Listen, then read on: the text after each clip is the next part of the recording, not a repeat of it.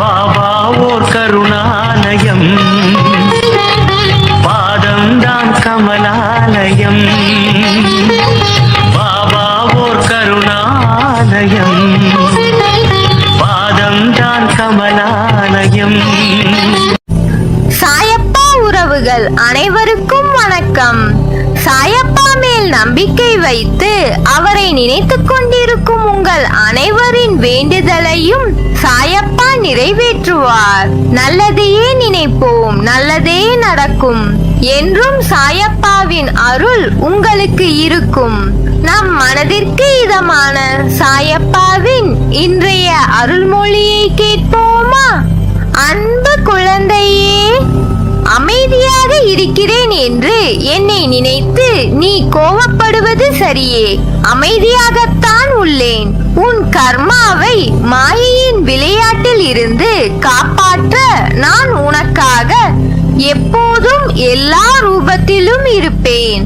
உன் வாழ்க்கையில் உன்னை ஆளும் மிகப்பெரிய விஷயம் உன் மனமும் புத்தியும் தான். உன் மனமானது சஞ்சலம் இல்லாமலும் புத்தி நல்லவையை நாடுவதாகவும் இருக்க வேண்டும். உன் வாழ்க்கையை நேரமானது ஆளும் போது உன் பாதை என்னவென்றும் அதில் நீ எப்படி பயணிக்க வேண்டும் என்று உனக்கு புரியும். உன் புத்தியும் மனமும் உனக்கான நல்ல நேரத்தை தீர்மானிக்கும். அதுவே மாயை விதி சூழ்ந்து விட்டால் அவற்றால் உன் மனமும் புத்தியும் அகப்பட்டு கொண்டிருக்கும். அதுவே உனக்கான நேரத்தை எதிர்மறையாய் தீர்மானிக்கும். உன்னுடைய முடிவுகள் தான் உன் வாழ்க்கையில் இடம்பெறும் இன்பமும் துன்பமும். உன் கஷ்ட காலம் என்பது முந்தைய கர்ம வினை. அதாவது நீ தெரிந்தோ தெரியாமலோ செய்த தவறுகள், அவற்றின் கணக்கை விதி பார்த்து கொண்டேதான் இருக்கும். அதன் பொருட்டே உன் கஷ்டமான நேரங்கள் நிர்ணயிக்கப்படும். அதனால் எதற்கும் மனம் தளராதே. வாழ்வில் இன்பத்தை கண்டு மட்டுமே வாழ முடியாது. அதை போல துன்பத்தை கண்டு மட்டுமே வாழ முடியாது. இரண்டும் சம அளவே. அதை போலவே நல்லவை என்றும் திகட்டாது. ஆனால் தீமைக்கு ஒரு முடிவுண்டு. அந்த முடிவில்தான் ஒவ்வொரு நிகழ்வின் ஆரம்பமாகும். நியாயத்தின் சாயல் அப்போதுதான் செய்த வினை கர்மா என்ற பெயரில் ஒருவரை ஆட்கொள்ளும். உன்னில் உன் சாயப்பா இருக்கிறேன். சில நேரம் உன்னை நீயே வெளி தோற்றத்தில் உணர்கிறாயா? உன் உள்மனம் ஆன்மா ஒரு பக்கத்தில் இருக்கும்.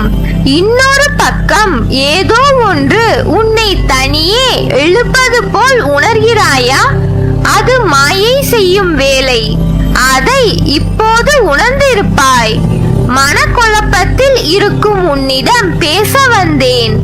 நமக்கு இன்றுள்ள பிரச்சனைகளை விட நமக்கு ஏற்படுகின்ற குழப்பங்கள் தான் அதிகம். இந்த குழப்பத்திற்கு காரணம் ஒவ்வொரு நாளும் நமக்கு கிடைக்கின்ற புதிய வாய்ப்புகள், நாம் அறிமுகமாகிற புதிய சூழல்கள். இதனால் இது நல்லதா அது நல்லதா என யோசித்து குழம்புகிறோமே தவிர சரியான முடிவு எடுக்க முடியாமல் திணறிக் கொண்டிருக்கிறோம். இனி உனக்கு கவலை வேண்டாம். உன்னை சரியான இடத்திற்கு நான் அழைத்துச் செல்வேன். பிறந்த குழந்தை வெளிச்சத்தை பார்க்க கண் கூசுகிறது என்பதற்காக கண்களை மூடிக்கொண்டே இருந்தால் உலகத்தை பார்க்கவே முடியாமல் போய்விடும். நடக்கும் போது விழுந்து விடுவோம் என பயந்து படுக்கை கிடந்தால் வாழ்க்கையில் அக்குழந்தையால் நடக்க முடியாமலே போய்விடும். குழந்தையாய் இருக்கும் போதே நீ உலகத்தை உற்று பார்த்தாய். அதன் பழக்கத்தால் இப்போது உன்னால் தெளிவாக பார்க்க முடிகிறது. கால்களில் சக்தி இல்லாத போதே நடக்க பழகினாய். அதனால் இப்போது மான் போல் துள்ளி குதித்து ஓடுகிறாய். அறியா பருவ காலத்தில் உன் சக்திக்கு மீறிய விஷயங்களை தைரியமாக எதிர்கொண்டதை போலவே இப்போது எதிர்காலத்தை பற்றி அறியாத நிலையில் உள்ள போதும் தைரியமாக எதிர்கொள்ள வேண்டும். முன்பிருந்த அதே தைரியத்தை வளர்த்து கொண்டால் பிரச்சனைகளை எதிர்கொள்ள முடியும். தொடர்ந்து முன்னேறு.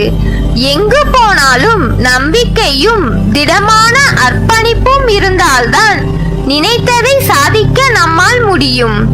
நீ நிச்சயம் முன்னேறுவாய். உன் மனதில் எதிர்காலத்தை பற்றிய பயம் இருந்தால் அதை தூக்கி எறிந்துவிடு. என்னை நினை, பொறுமையோடு என்னை நம்பு. வாழ்க்கையில் உனது போராட்டங்கள், அவமானங்கள் என எல்லாவற்றையும் தாண்டி இன்று நிற்கும் இடத்தை சற்று யோசித்துப் பார். 5 வருடங்களுக்கு முன்பு எப்படி இருந்தாய், இன்று எப்படி இருக்கிறாய் என்று பார். இந்த இடத்தை அடைந்துவிட்ட உன்னால் இதைவிட உயர்ந்த இடத்திற்கு செல்ல முடியாதா? உன் மனதில் முடியும், எல்லாம் சாதிக்க முடியும் என்ற ஆசை இருந்தாலும் என்னால் ஜெயிக்க முடியுமா என்று உன் மனதளவில் தளர்ந்து பயந்து போய் இருக்கிறாய். அதை தூக்கி தூரமாக எறி. எல்லாம் உன்னை வந்து சேரும். இப்பொழுது கஷ்ட காலத்தின் விளிம்பை எட்டிவிட்டாய். வாழ்க்கையில் கஷ்டங்கள் வந்து உன்னை ஸ்தம்பித்து விட்டதாக உணர்கிறாய். ஆனால் அது உன்னையும் உன் வாழ்க்கையையும் நல்ல திசையில் போக காரணமாக இருந்தது. நீ போகும் பாதையில் முட்கள் உன்னை குத்தி வலி கண்டது என நினைப்பது சரிதான். ஆனால் அந்த முட்கள் உன் கால்களில் குத்தாவிட்டால் நீ மேலே நிமிர்ந்து கொண்டேதான் நடந்திருப்பாய். கீழே குனிந்து பாதை எப்படி இருக்கிறது என்று பார்த்திருக்க மாட்டாய். முட்கள் குத்தினதால் தான் அந்த இடத்தில் இருந்து உன்னையும் உன் பாதையையும் நீ கவனிக்க ஆரம்பித்தாய். முட்கள் சிறு வலி ஏற்படுத்தி இருக்கலாம், ஆனால் அது நீ பயணிக்கும் பாதை எப்படி இருக்கிறது. உன் கவனம் கீழேயும் உன் பயணத்தில் இருக்க வேண்டும். கீழே படுகுழியும் இருக்கலாம் என்று அச்சிறு முட்கள் மூலம் உனக்கு நான் உன் சாயப்பா காண்பித்தேன். நீயும் அதன் உட்கருத்து புரிந்து கொண்டாய். நிச்சயம் நீ ஜெயிப்பாய். உன் மனதைரியம் எத்தகையது? அதற்கு முன்னால் எல்லாம் தூசி போன்றது. என் மேல் நீ கொண்ட நம்பிக்கையும் பொறுமையும் உன்னை எப்போதும் காக்கும். நான் உங்களை மறக்க இயலாது. நீங்கள் என் அனுகிரகத்தை விரும்புகிறீர்கள். நீங்கள் எனக்கு மிகவும் நெருங்கியவர்கள். நான் உங்களுக்கு மிகவும் நெருக்கமானவன். எப்போதும் உங்களுடனே இருப்பேன். அதனால் நீ எதற்கும் பயப்படாதே, கலங்காதே. உன்னில் நிச்சயம் வெற்றி என்ற தீபத்தை நான் ஏற்றுவேன். அனைத்துமாய் அகிலத்தின் ரூபமாய் உனக்கு நான் இருப்பேன். நல்லதே நடக்கும். நீ என் பரிபூர்ண அருளும் ஆசிர்வாதமும் அன்பும் பெற்ற என் செல்ல பிள்ளை.